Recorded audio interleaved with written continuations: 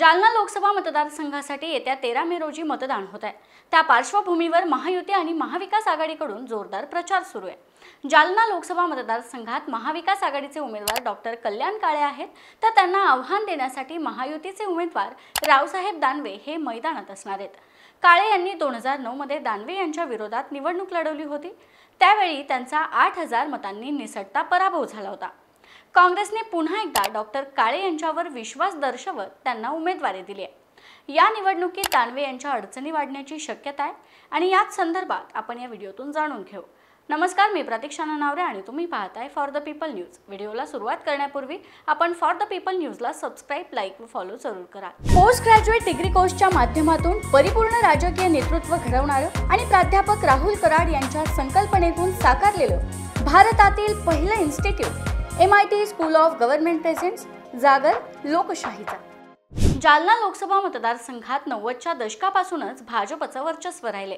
सध्याचे महायुतीचे उमेदवार रावसाहेब दानवे यांनी भाजपच्या तिकिटावर सलग 5 टर्म म्हणजे 1999 पासून ते 2019च्या लोकसभेच्या निवडणुकीपर्यंत या मतदारसंघावर राज्य केले। यंदाही ते निवडणुकीसाठी रणांगणात असणार आहेत। मात्र यंदाची निवडणूक त्यांच्यासाठी डोकेदुखी ठरू शकते, कारण महाविकास आघाडीचे काँग्रेसचे उमेदवार डॉक्टर काळे यांना राजू शेट्टी यांच्या स्वाभिमानी शेतकरी संघटनेने पाठिंबा जाहीर केला। त्यामुळे डॉक्टर कल्याण काळे यांची या मतदारसंघातली ताकद ही चांगलीच वाढणार आहे। डॉक्टर काळे यांच्याकडे स्वाभिमानी शेतकरी संघटनेने काही प्रश्न मांडले होते। त्यानंतर डॉक्टर काळे यांनी सर्व मागण्यांना पाठिंबा दिल्याचं स्पष्ट केल्यानंतर 6ही विधानसभा मतदारसंघातून स्वाभिमानी शेतकरी संघटना त्यांच्या पाठीशी उभी राहणार असल्याचं संघटनेनं स्पष्ट केलंय। सैन्य आणि क्रीडा क्षेत्रात करिअर करायचे? नेताजी सुभाषचंद्र बोस सैनिकी निवासी शाळा पुणे। ॲडमिशनसाठी संपर्क 960 781 1662। स्वाभिमानी शेतकरी संघटनेच्या मागण्या काय होत्या तेही पाहूयात। शेतकऱ्यांना हमीभाव मिळाला पाहिजे। फक्त हमीभाव मिळूनही फायदा नाही, त्या हमीभावाची गॅरंटीही मिळाली पाहिजे।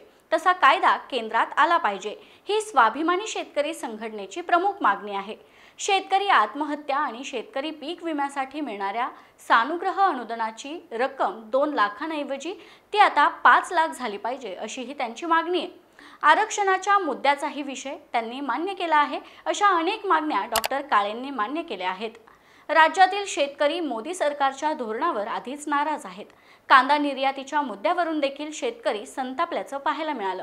अशा परिस्थितीत स्वाभिमानी शेतकरी संघटनेने डॉक्टर कल्याण काळे यांना पाठिंबा दिल्यानं संपूर्ण शेतकरी मतं थेट काँग्रेसच्या पारड्यात जाणार आहेत। या मतांचा इथल्या निकालावरही मोठा परिणाम होण्याची शक्यता नाकारता येणार नाही। याशिवाय जालना जिल्ह्यात मक्याचं क्षेत्र मोठं असतानाही विद्यमान खासदारांनी जिल्ह्यात एकही मका प्रक्रिया उद्योग आणला नाही।